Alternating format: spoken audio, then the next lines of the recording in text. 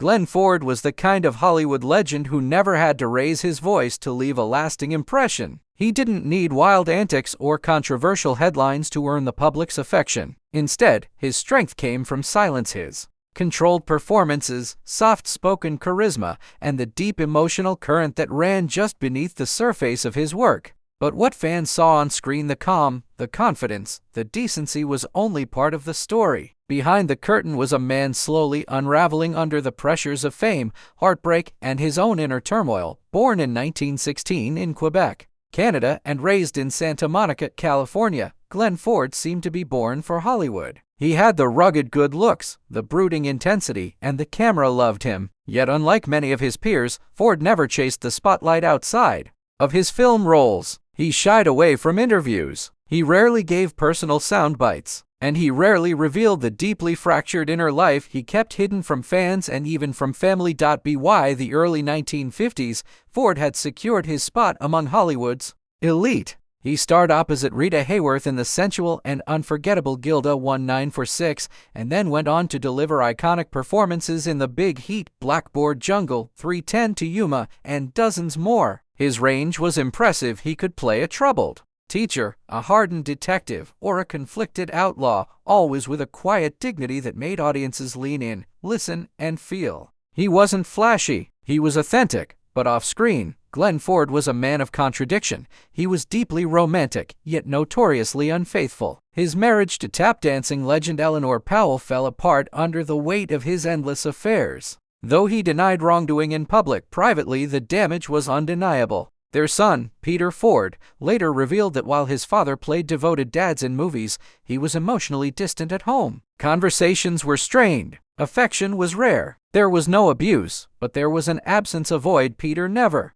understood until he became a father himself. Ford's list of alleged romantic partners reads like a Hollywood dream sequence: Rita Hayworth, Marilyn Monroe, Joan Crawford, Hope Lange. But none of those relationships lasted, and perhaps none were as tragic as his decades-long, on-again, off-again love affair with Lange. According to friends and later confirmed by Peter, Lange may have been the one woman Glenn truly loved. Yet he could never give her consistency. He would drift away, drink heavily, chase someone new, then return full of remorse. The cycle lasted more than 40 years. In the end, Lange moved on. Ford didn't. He clung to her memory, long after it was too late. As Hollywood evolved in the 1970s, Ford struggled to find his place. The rise of method actors, gritty realism, and blockbuster spectacle didn't suit his style. He took roles in westerns, appeared in television guest spots, and even voiced Superman's father in the 1978 film. But the magic of the silver screen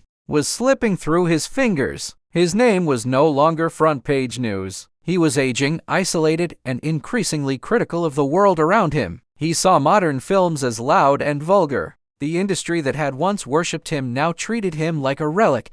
The final act of Glenn Ford's life is where the story turns truly heartbreaking. He suffered a series of strokes that left him weakened and increasingly paranoid. He began shutting out the people closest to him, including his own son. Despite living just minutes apart in Beverly Hills, Peter Ford revealed that there were long stretches where he didn't see his father, not by choice, but because Glenn wouldn't answer the door or the phone. He had become a ghost in his own life, surrounded by memorabilia, awards, and regrets. He refused interviews. He turned down tributes. He was a prisoner of his own past, haunted by everything he couldn't fix.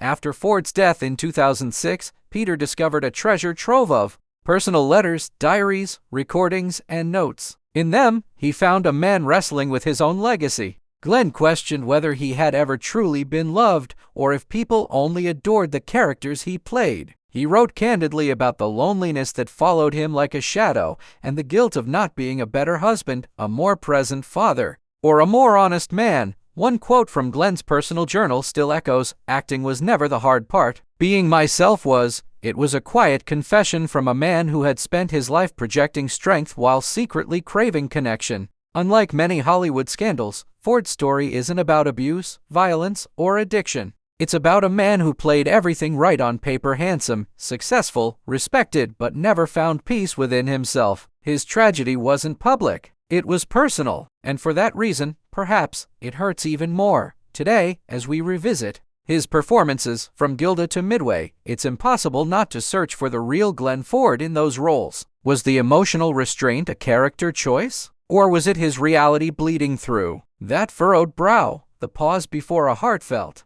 line, those moments now feel loaded with unspoken sadness. We weren't just watching a great actor, we were witnessing a man trying to reach out, silently. Glenn Ford was a titan of classic Hollywood, but more than that, he was a deeply human figure, flawed, aching, and burdened by the very image that made him famous. His son's memoir, Glenn Ford, A Life, offers the clearest window into who he really was, not just a star, but a man lost in the machine that made him. It reframes Ford's legacy not as a fall from grace, but as a cautionary tale about the price of silence, the danger of emotional repression, and the tragedy of a life lived for the camera instead of the soul.